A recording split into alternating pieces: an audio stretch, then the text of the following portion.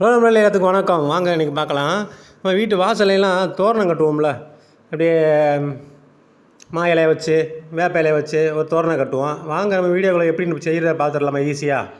இதை ஒரு நல்லா மா இலையை பிடிங்கிட்டு வந்துட வேண்டியதான். பிடிங்கிட்டு வந்து இந்த பக்கமும் இந்த சைடும் சிசரை வச்சு அப்படியே ரெண்டு பக்கமும் முக்கால்வாசி வெட்டி விட்டுக்கிற வேண்டியதான். இங்கே வெட்டிக்கிட்டு இருக்கேன் செஞ்சுக்கிட்டு இருக்கும்போது என் பையன் உட்காந்துக்கிட்டு அப்படியே ஆடிக்கிட்டு இருக்கான். கூட வந்து ஹெல்ப் பண்ணுறான்னா அவன் செய்யாமல் உட்காந்துக்கிட்டு வேணியை தொந்தரவு பண்ணிக்கிட்டு இருக்கான்.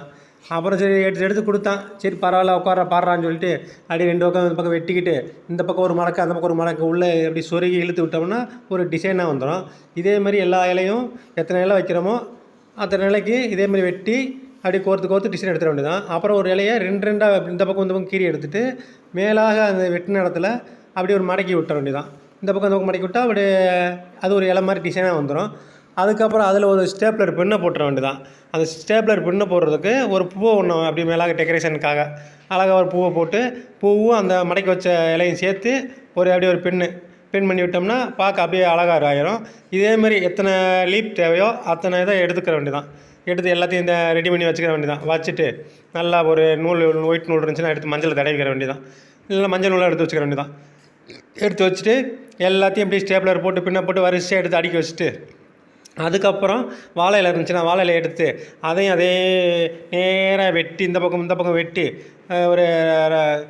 ஒரு அளவாக ஒரு ஷேப்புக்கு இந்த பக்கம் வச்சு ஒரு டிசைனுக்கு ஒரு 6 பீஸு 7 பீஸ் வைக்கிற மாதிரி ஒரு டிசைனுக்கு வெட்டி எடுத்துக்க வேண்டியதான். ஒரு ஸ்கொயர் பீஸாக எடுத்து அதை அப்படியே சேலையெல்லாம் மடிப்பாங்கள்ல அந்த மாதிரி ஒரு மடிப்பு இப்படி மேலே கீழே அப்படின்னு ஒரு சின்ன பிட்டாக போட்டு மடித்து அப்படி எடுத்து அப்படி விரித்து விட்டோம்னா கீழே ஒரு டிசைனாக வந்துடுது.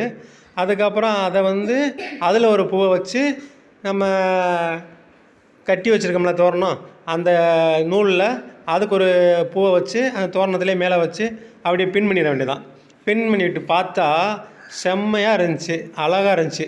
அதுக்கப்புறம் சரி என்ன டெக்கரேஷன் இல்லாமல் இருக்க என்ன செய்யலான்னு பார்த்தா 2-3 ரோஸ் கிடந்துச்சு. அந்த ரோஸ் அப்படி பிச்சு போட்டு அந்த லீப் மாதிரி இருக்கும்ல, ரோஸோட லீப் எல்லாம் இருக்கும்ல பூ, அதை ஒரு ஒன்றா எடுத்து சும்மா ஒரு கம்மை போட்டு அப்படியே சின்னதாக குட்டியாக லாஸ்ட்டில் ஒரு டெக்கரேஷனுக்காக எல்லா மா இலையிலையும் அப்படியே புள்ளியாக வச்சு ஒட்டி விட்டேன். அது பார்த்தா அது ஒரு டிசைனாக வந்துடுச்சு. அப்படியே அழகாயிருச்சு. சரி அப்படின்னு எல்லா நூலையும் வச்சு கட்டி செம்மையாக முடிஞ்சிருச்சு. அடுத்து வாசலில் கட்டுறதுக்கு இந்த மாதிரி கட்டி விடுங்க, அழகாக இருக்கும் பார்க்குறதுக்கு. இது என் பையனுக்கு ஸ்கூலில் புராஜெக்ட்டுன்னு சொல்லி ஆக்டிவிட்டின்னு சொல்லி ஏதோ ஒன்று சொல்லி கொடுத்து விட்ருந்தாங்க.